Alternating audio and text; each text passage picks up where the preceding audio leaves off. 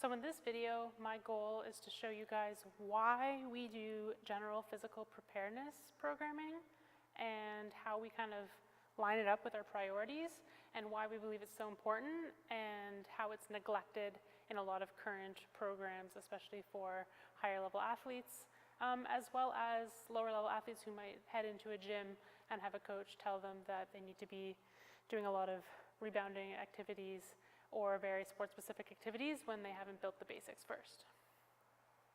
So our goal with GPP programming is to get you to move better, to move stronger, move faster, a little bit more powerful, and to move longer. So that's where our conditioning comes in and building up a good work capacity so that you can handle everything that you're going to throw at your body.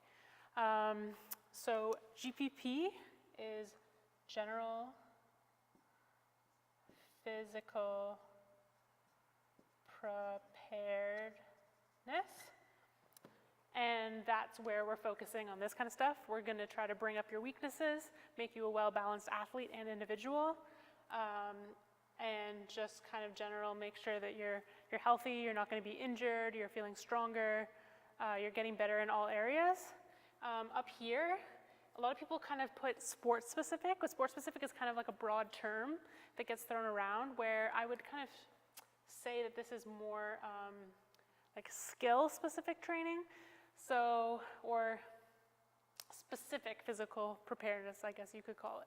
So in the specific physical preparedness, that's where we're focusing on some sport-specific movements. So if you're a climber, that's where we might bring in a lot of grip training, versus here you're working your grip when you're doing, sets of deadlifts or other things like that, but we're not specifically, getting you doing some blood flow restriction on your grip or a different kind of specialized training there. But that's where that would come in, as well as things like when you see those ski videos, there's like a lot of viral videos with some guys who are kind of jumping between the Bosu balls or doing things like that. That's more specific physical preparedness, so it's mimicking kind of the specific movements you need to do in your sport, but it's not necessarily creating the adaptations in your body that is to get you moving better, stronger, faster, and longer. These kind of cause those big adaptations, and this is very specific and done when you've built this. And then sport, so we could call this kind of technical physical preparedness.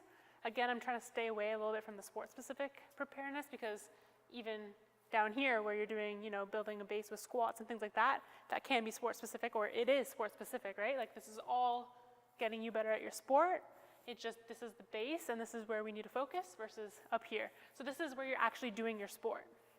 So a lot of the issues with action sports is we spend a lot of time doing the sports, which makes sense. It's something we love to do. It's a little bit different than, a runner who might not enjoy pushing themselves and going out and running. I think for a lot of us, we enjoy going out skateboarding, surfing, snowboarding, spending our days doing that.